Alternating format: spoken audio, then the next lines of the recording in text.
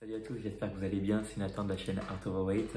Donc aujourd'hui, un titre qui paraît un petit peu putaclic comme ça, mais c'est la vérité, c'est comment j'ai perdu 15 kilos en 3 mois. Donc ça remonte un petit peu maintenant, c'était en 2011, donc ouais, ça va faire 9 ans.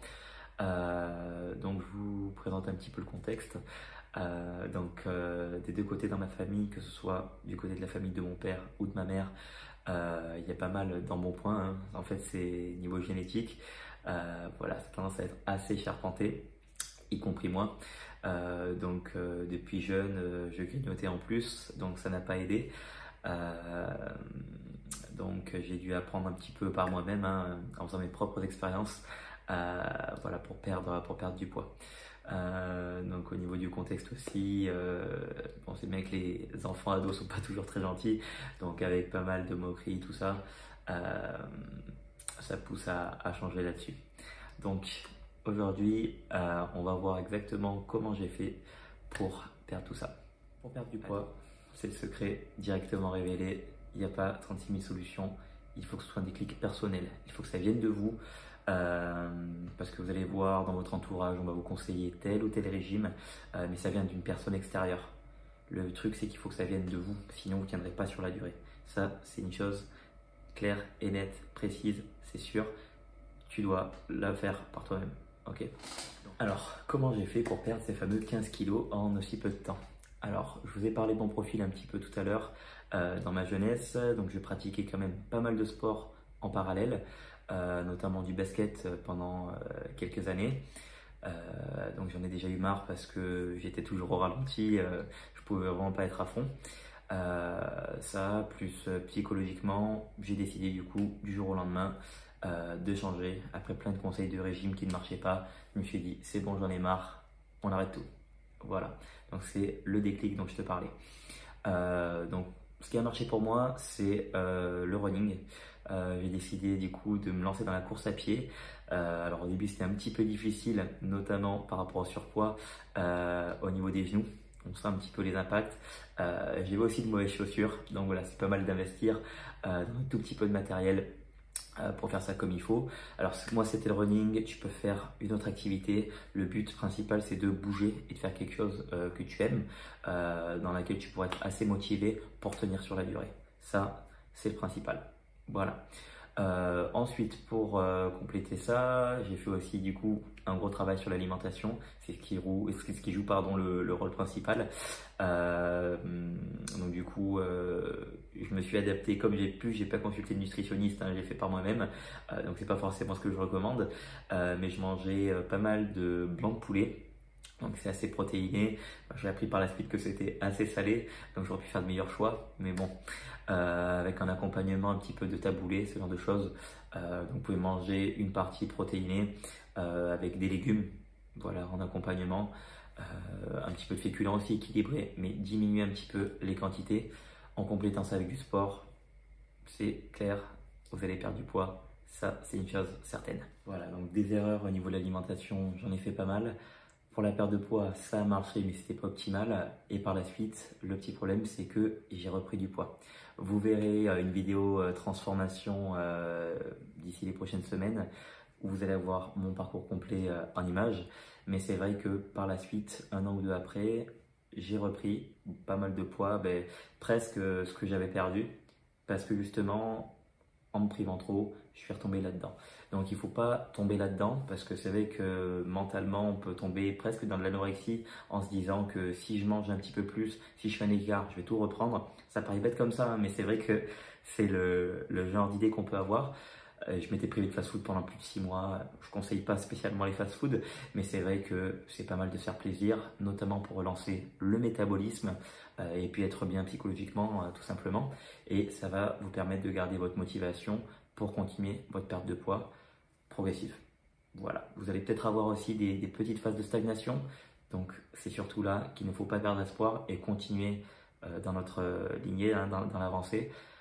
Sans s'arrêter et toujours regarder vers l'avant pour rester au top. Maintenant, on va voir en détail les 3 raisons principales pour lesquelles vous n'arrivez pas à perdre de poids. On va voir d'abord la motivation, le système endocrinien, hormonal et la morphologie. Donc la motivation, ça va être les petites excuses au quotidien qu'on va se trouver. Oh, je commencerai demain. Oh, mais je peux bien me faire plaisir en mangeant un petit peu de ça, je l'ai bien mérité. Ce genre de choses, voilà, qu'on va se rajouter un petit peu en tête, mais qui va perturber du coup votre perte de poids. Ça, c'est sûr. Donc c'est pas mal, comme je vous ai dit tout à l'heure, de vous entourer de personnes, que ce soit de la famille, vos proches en général, pour avoir un soutien et d'avoir une motivation supplémentaire. On peut avoir la prise de photos, donc toujours dans le même endroit, la même lumière, en fermant les volets pour prendre une fois par semaine, une fois par mois, pas par narcissisme, mais juste pour voir bien sûr l'évolution. Parce que vous vivez avec votre corps, on ne voit pas spécialement l'évolution au jour le jour. Et quand vous aurez des remarques de personnes, dis donc tu as perdu du poids, vous ne le croirez pas spécialement. Donc c'est pas mal d'avoir des photos à l'appui. Vous verrez aussi avec vos vêtements la différence au fur et à mesure. Comment vous rentrez dans vos vêtements, est-ce que ça s'est élargi, vous verrez ça très très vite. Donc ça, c'est le facteur principal, la motivation. Donc il faut que tu restes toujours là-dessus, sinon sur la durée, tu n'arriveras pas à tenir.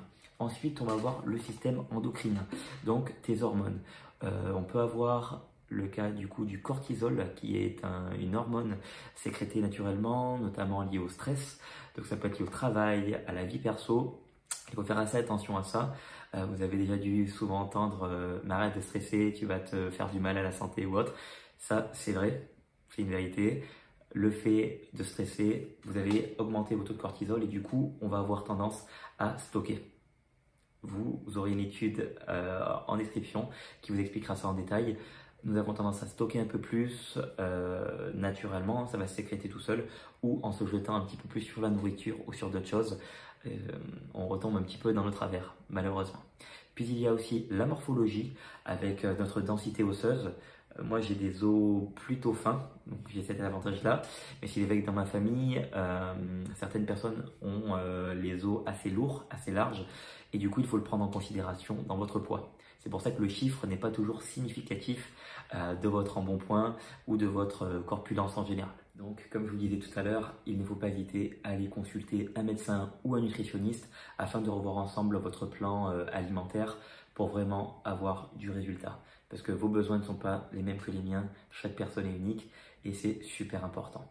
Ensuite, nous allons voir le point du coup qui va vous permettre d'avoir un tournant là-dedans et qui vous permet de perdre du poids. C'est très simple, c'est le déficit calorique. On va dire que j'ai besoin de 2500 calories dans une journée avec mon sport, voilà, avec mon activité. Du coup, il va falloir par exemple que je baisse de 200 calories. Donc sur ma journée, je vais manger que 2300 kilocalories. Donc pour ça, pour avoir quelque chose de précis, avoir un vrai ordre d'idée, je vous conseille d'aller sur votre smartphone et de télécharger l'application MyFitnessPal. Je ne sais pas si tu connais. Du coup, dessus, tu peux rentrer ton petit déjeuner, tout ce que tu manges. Ça va t'estimer les calories avec les grammages. Donc, si tu veux vraiment faire ça de manière précise, tu peux avoir une balance. Moi, je ne t'encourage pas spécialement à peser tes aliments, sinon tu vas rentrer un petit peu dans une psychose. Mais voilà, ça te permet d'avoir une estimation et de suivre en fait ton évolution. Tu peux partir par exemple de 70 kg, on va dire tu veux perdre soit 10 kg. Donc du coup pour descendre à 60, tu vas demander combien de poids tu veux perdre par semaine, si c'est 200 grammes, 500 grammes, 1 kg. Moi je te conseille de perdre très progressivement, pas trop d'un coup, sinon comme je te disais tu vas repartir sur un effet yo-yo. Donc en prenant ton temps, ça va te donner les calories dont tu as besoin jour après jour. Ça va te calculer avec un coefficient, donc ça te demande ton activité, donc tout dépend de ton travail aussi, si tu es derrière un bureau, si tu es tout le temps debout, en train de bouger, voilà. Il y a ces facteurs à prendre en compte et l'application te le calcule. Donc ça peut être une bonne idée pour suivre ton évolution. Donc comme je t'ai indiqué tout à l'heure, il n'y a pas de miracle là-dedans. La solution optimale, c'est sport plus alimentation. Si tu arrives à bien combiner les deux, je te garantis que tu auras du résultat assez rapidement. Donc, pour résumer un petit peu la vidéo, il faut que tu aies un déclic personnel, donc qui vienne vraiment de toi, pas spécialement de l'extérieur, pour vraiment que tu puisses tenir sur la durée. Et je te garantis que psychologiquement, tu te sentiras mieux aussi. Je t'invite à aller consulter un médecin ou un nutritionniste, du coup, qui pourront te donner leur avis d'expert pour mieux te conseiller au niveau des quantités, du grammage, voir un petit peu ta situation. Je pense que c'est le mieux à faire. Voilà, tout simplement pour avoir leur avis aussi. Ensuite, on garde la motivation. Il va falloir faire preuve de patience, ça peut durer des mois, des années en fonction des cas, mais il ne faut rien lâcher. Donc comme je le disais, entourez-vous de votre famille, de vos proches. Et ensuite, avoir des petites techniques comme prendre des photos, essayer de voir avec ses vêtements, prendre des mensurations, tout est bon pour voir. Vous pouvez aussi acheter une balance, impédance métrique qui coûte pas très cher, vous en avez dans des magasins, une vingtaine d'euros, où du coup ça vous calcule votre densité osseuse, votre masse grasse et plein d'autres éléments. C'est pas grave si c'est pas très précis, le but c'est de voir en fait une évolution. Par exemple, si ça vous estime à 25% de masse grasse, vous pouvez voir un petit peu vers le bas, voilà, où vous en êtes dans votre évolution. Je vous laisse, c'est la fin pour moi.